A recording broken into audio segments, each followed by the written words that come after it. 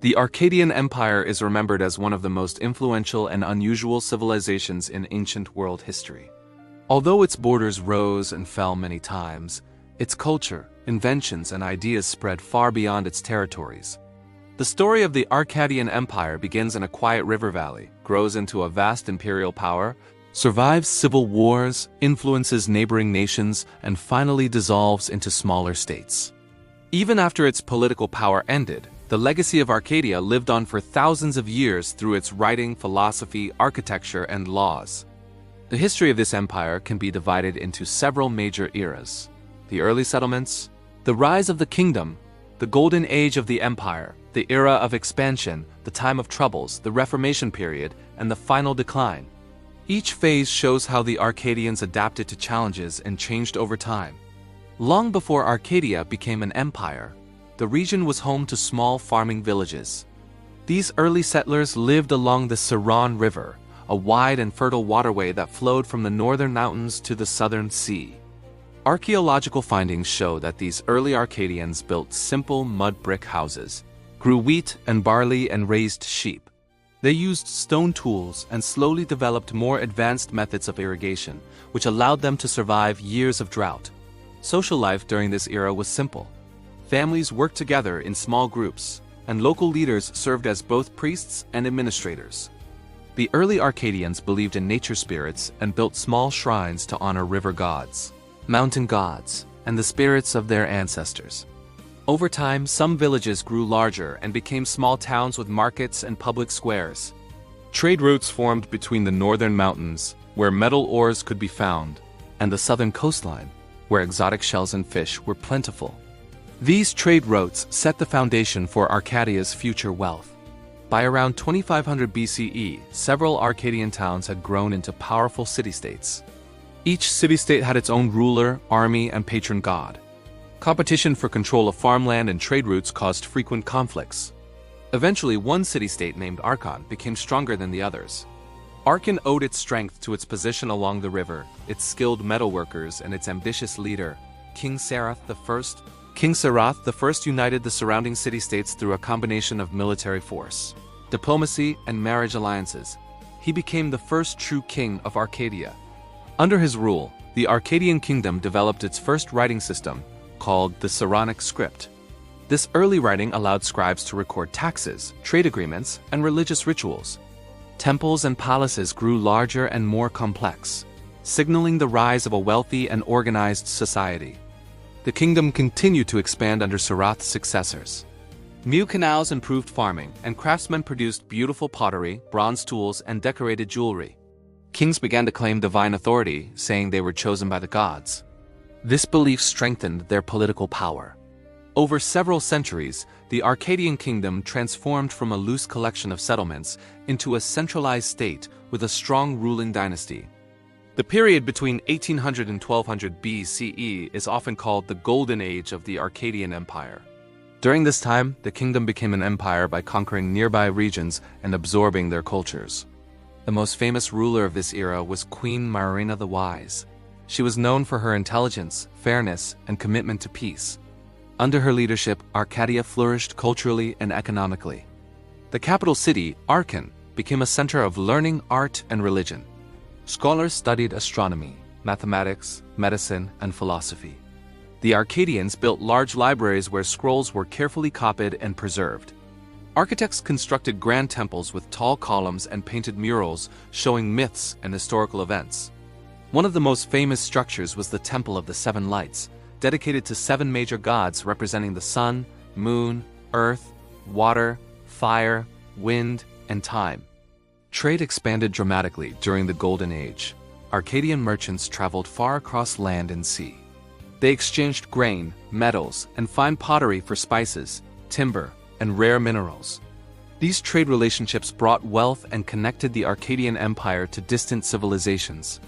The empire became not only a military power, but also a cultural and commercial hub. After the Golden Age, the Arkadian Empire began to focus heavily on military expansion. Several strong kings came to power, including King Hauran II, who reorganized the army and introduced iron weapons.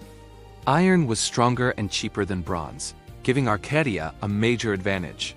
The army developed new strategies, such as disciplined formations and siege engines for breaking city walls. As Arkadia conquered new territories, it absorbed people of different languages, beliefs, and customs. Some regions resisted strongly, leading to rebellions, while others accepted Arkadian rule in exchange for protection and trade benefits. The empire reached its largest size around 950 BCE, stretching from the northern mountains to the southern deserts and from the eastern forests to the western sea. Although expansion brought wealth and fame, it also created challenges. Managing such a large territory required a complex system of governors, messengers, and tax collectors. Some officials became corrupt, causing resentment among the population.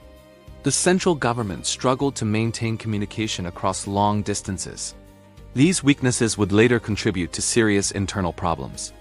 The period known as the Time of Troubles was marked by political instability, economic stress, and social unrest. Several events contributed to the empire's struggles. First, a series of poor harvests caused food shortages. Second, neighboring kingdoms formed alliances and began attacking Arkadian border regions. Third, the royal family became divided, with rival princes claiming the throne. During this era, the empire faced numerous civil wars. Local governors gained power and sometimes refused to follow the central government. Tax burdens increased, causing anger among farmers and merchants. Many people felt that the leaders had lost the favor of the gods, so religious movements began to rise. New prophets and spiritual leaders claimed to have visions and demanded reforms. Despite the turmoil, the Arkadian Empire did not collapse entirely. Some rulers managed to restore temporary order. One notable figure was King Orath III, who created new laws to reduce corruption and protect farmers from unfair taxes. Although these reforms helped stabilize the empire for a time, the deeper problems were not fully solved. After centuries of instability, a new dynasty emerged and brought major changes to Arkadian society. This era is known as the Reformation period. The most influential ruler of this time was Emperor Tauron the Reformer. He believed that the empire needed not just political adjustments, but also social and spiritual renewal. Emperor Tauron reduced the power of corrupt governors and replaced them with trained administrators. He introduced new farming techniques, repaired old canals, and encouraged the growth of trade. He also supported scholars who revised the old religious texts, creating a more organized belief system. Temples were rebuilt, and new rituals were introduced to unite the people across the empire. One of the most remarkable achievements of this period was the introduction of the Arkadian legal code. This code listed laws about property, trade, marriage, and crime. It applied to all citizens equally and was written in clear language. The legal code strengthened the empire by creating consistency and fairness. Culture also blossomed again. Artists created detailed sculptures, writers composed epic poems, and musicians developed new instruments. The empire was smaller than during the era of expansion, but far more stable. For nearly 2 centuries, Arkadia enjoyed peace and renewed prosperity. Despite the successes of the Reformation period, the Arkadian Empire eventually entered its final decline. Several factors led to its downfall. First, natural disasters such as earthquakes and floods destroyed farmlands and weakened the economy.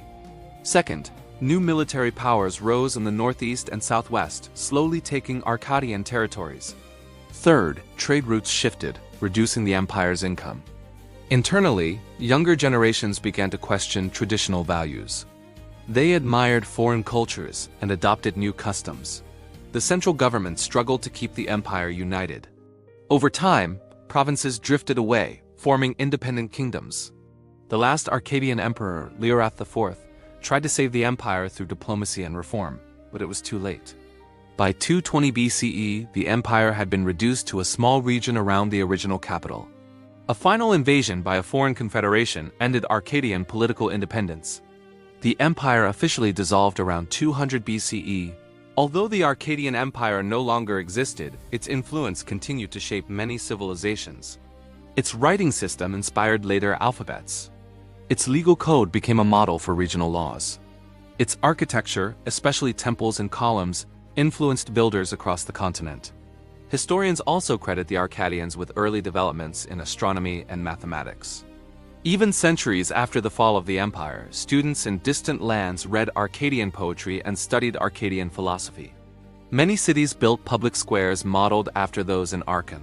Religious concepts from the Arkadian Reformation spread widely and mixed with local beliefs, creating new traditions. The empire may have vanished politically, but its cultural impact lived on.